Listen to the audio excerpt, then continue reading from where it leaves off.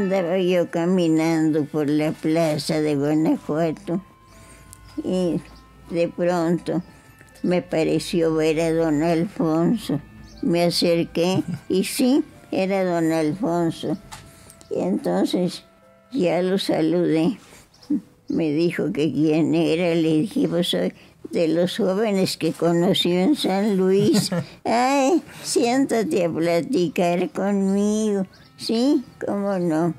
Y estábamos platicando de varias cosas. De que yo pensaba venir a México a vivir. ¿Y para qué? Me preguntaba él.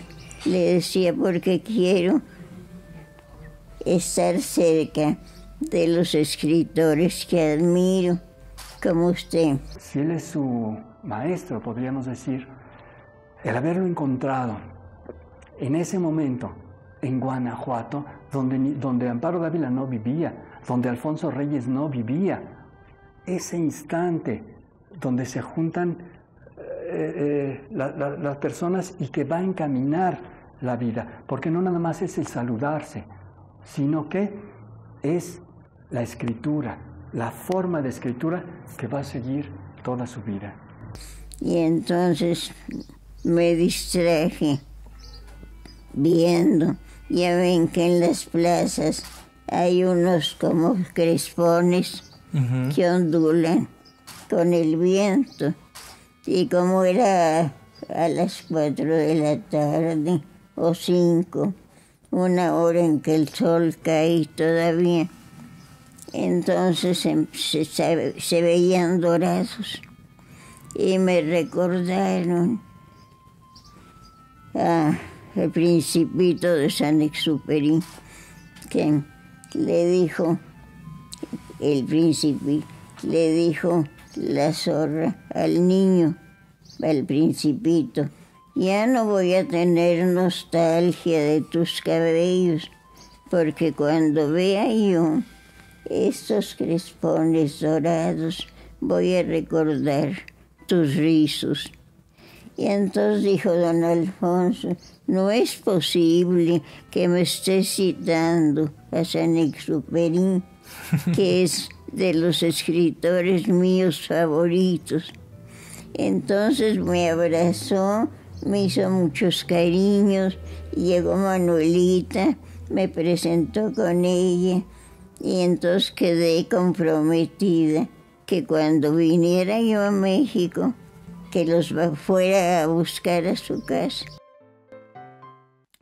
Intercambiaron direcciones, ya dijeron que vivía aquí en la Ciudad de México y que le gustaría mucho a don Alfonso y a Manuelita que los visitara en su casa, en la Capilla Alfonsina. Pues fíjese que yo me vine de San Luis Potosí a vivir a México porque deseaba tratar a escritores que yo admiraba mucho y que en San Luis Potosí pues iban de vez en cuando, pero nada más un día o dos, y yo los quería tratar pues a conciencia.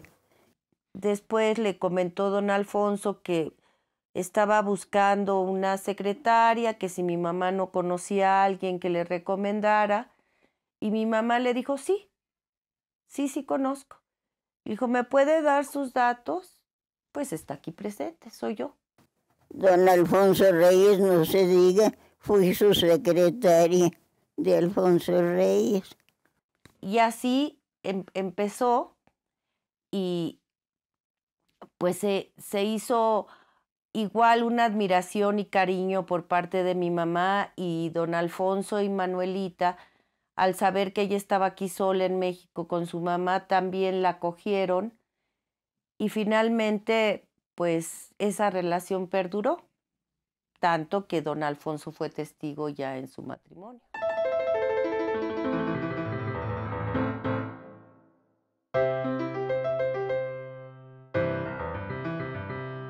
Me doy cuenta de que hay una lindísima simpatía de Amparo por don Alfonso, por la primera carta que hay entre ellos. y me voy a permitir leerla porque a mí me parece que es un encanto, es una delicia, ¿no? Y dice, martes, aquí está de su puño y letra de don Alfonso, 1955, y dice, señor don Alfonso Reyes, Avenida Industria 122, que así se llamaba antes esta calle, Ciudad, don Alfonso, la más pequeña de sus amigas. Sí, qué delicadeza y ternura. Enorme admiradora suya, la que medita a la orilla del sueño, y pone entre comillas a la orilla del sueño porque sabe usted que está relacionando a uno de sus trabajos. Tiene grandes deseos de saludarlo, de platicar con usted. ¿Dónde y cuándo podré tener ese placer? ¿Sí? Y don Alfonso seguramente que le dijo, véngase de inmediato, porque en su diario justamente anota y dice, ¿verdad? Llegó Amparito y aquí platicó, etcétera. ¿Sí? Y a partir de esa fecha de 1955 empieza la relación como secretaria o ayudante de Alfonso Reyes. Alfonso Reyes la incita, digamos, un poco como que ve este talento que tiene ella narrativo y todo lo que puede explotar alrededor de este imaginario, ¿no? Era un momento muy importante en donde don Alfonso tenía ya desde por lo menos una década apoyar a jóvenes que estaban empezando a hacer obra literaria. Sí, exactamente, me dijo, mira, está muy bien que escribas poesía, pero la prosa es esencial, es una disciplina innegable, así innegable.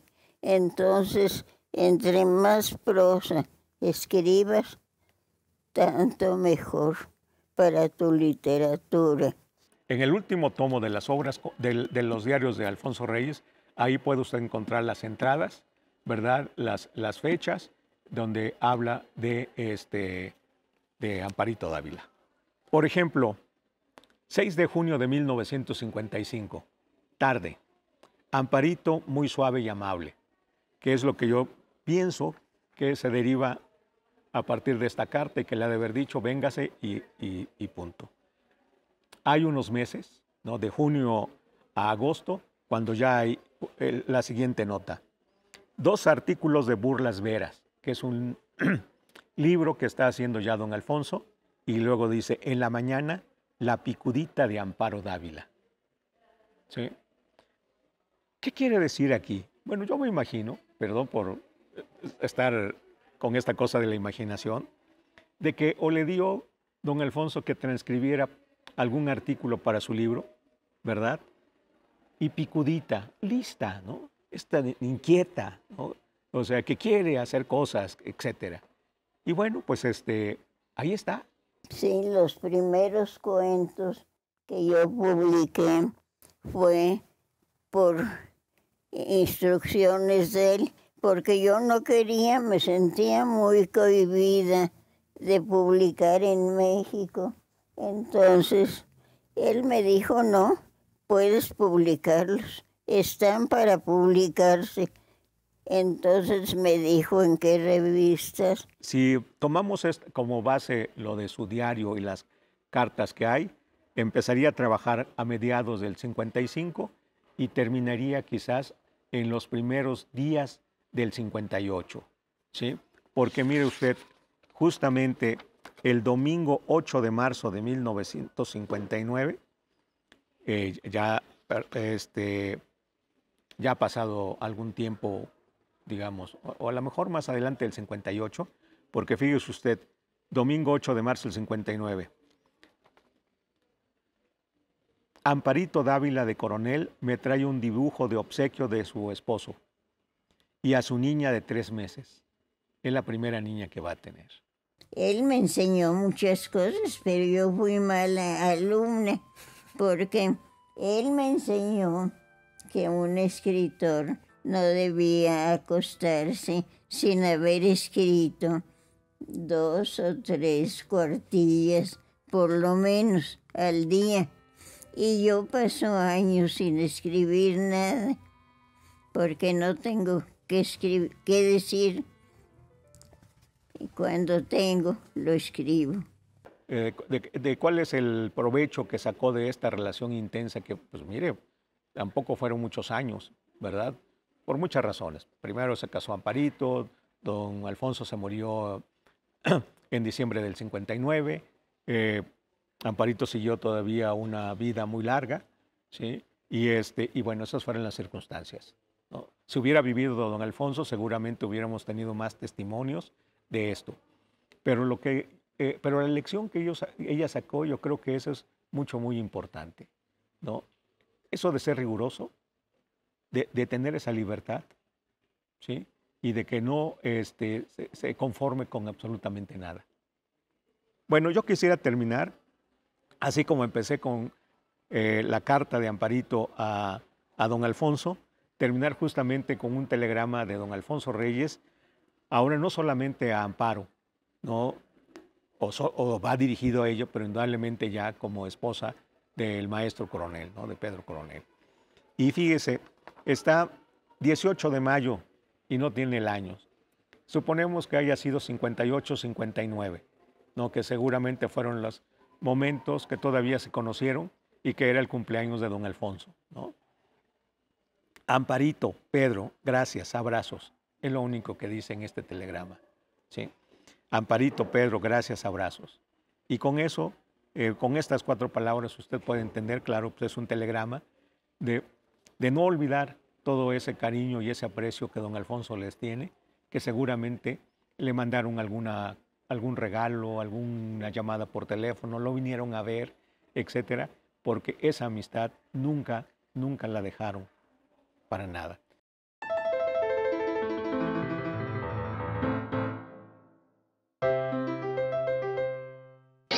Yo no creo en la literatura hecha solo a base de la inteligencia o la pura imaginación. Creo en la literatura vivencial, ya que esto, la vivencia, es lo que comunica a la obra la clara sensación de lo ya vivido y la que hace que perdure en la memoria y en el sentimiento que constituye su fuerza interior y su más exacta belleza.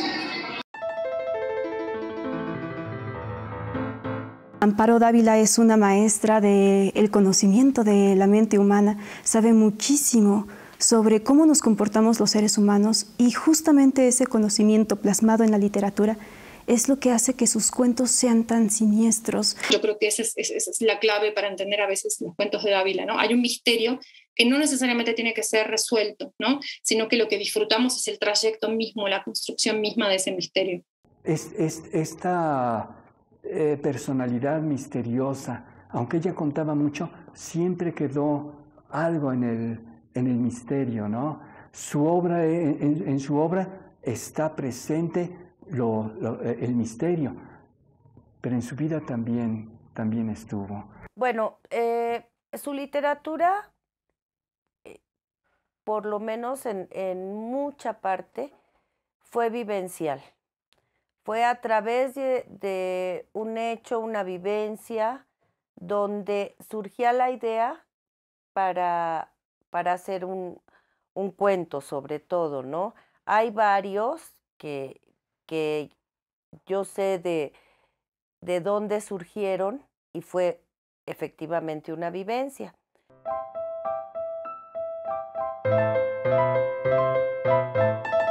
No, la literatura, claro, que es una parte de uno mismo. Es la sensibilidad, la pura inteligencia, es en lo que no creo. Es al contrario, creo en la literatura y en la pura inteligencia no, porque resulta algo frío, sin sensibilidad.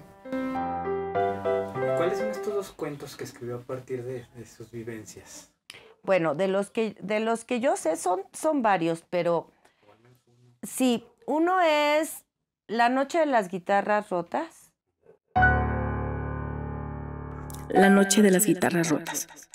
Mis hijas se quedaron inmóviles, sorprendidas y aterrorizadas por aquella voz y la forma tan brutal en que se les privaba de su entretenimiento. Después depositaron tímidamente sobre el mostrador los instrumentos musicales que tenían en las manos. Le gustaba mucho ir al pasaje catedral los sábados y nos llevaba a mi hermana y a mí. Y ahí, en el pasaje, pasábamos por las hierbas, porque además le daba como desde niña por la alquimia. Ella se preparaba sus propias lociones, sus cremas, con recetas que eran de su propiedad.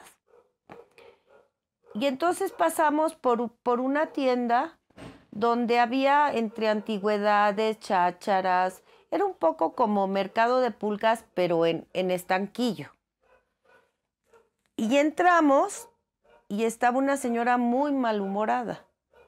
Y mi hermana y yo, que parecíamos polvorines, andábamos tocando todo, preguntando, y ¿para qué sirve? Y tal. Y yo tomé una guitarrita y empecé a tocarla. Y entonces la mujer, ya casi enardecida, nos pidió o le dijo a mi mamá que amablemente abandonáramos el recinto. Y ahí surgió el cuento de la noche de las guitarras rotas, que inclusive nos menciona a mi hermana Loren y a mí. El otro es que Homero Aridgis y Betty, su esposa, muchos escritores y gente del medio artístico como pintores también se congregaron en la colonia Cuauhtémoc, aquí en México. O curiosamente coincidieron ahí Juan José Arriola, Juan Rulfo, Homero Aridgis, Carlos Monsiváis, Tito Monterroso, todos ellos, que también se reunían en casa de mi mamá. Y entonces escuché que Homero y Betty le narraban a mi mamá que se acababan de cambiar a un departamento en la calle de Estocolmo, que eso ya es la colonia Juárez, pero bueno, y que la verdad estaban muy a disgusto, porque escuchaban a veces ciertos ruidos, ciertas cosas, y que no estaban a gusto, que iban a buscar otro sitio. Bueno, y ya después surgió que mi mamá escribió Estocolmo 3. Estocolmo 3. Pocas veces he estado tan incómoda como esa tarde en que visité a Homero y Betty en su departamento de Estocolmo 3. Soy de esas personas con rígida educación y me mortifica profundamente cometer lo que, a mi juicio, pueda calificarse de faltas elementales. Mi mamá manejaba un humor negro también muy importante. Todos nos reíamos mucho. Hacíamos bromas, en fin, era muy aguda. Fragmento de un diario.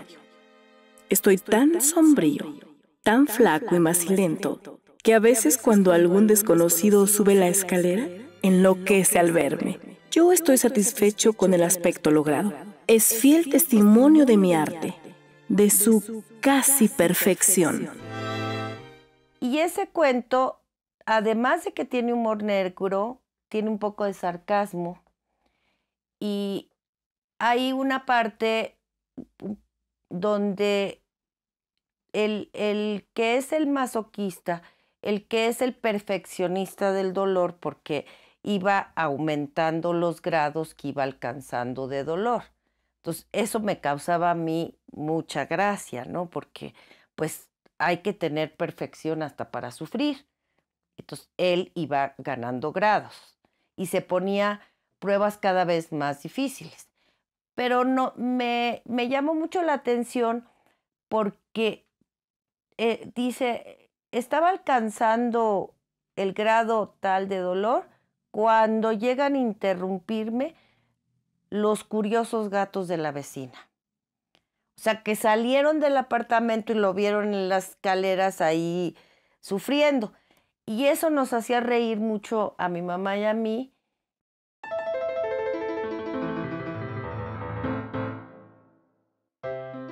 Cuando escribo, siempre aspiro o deseo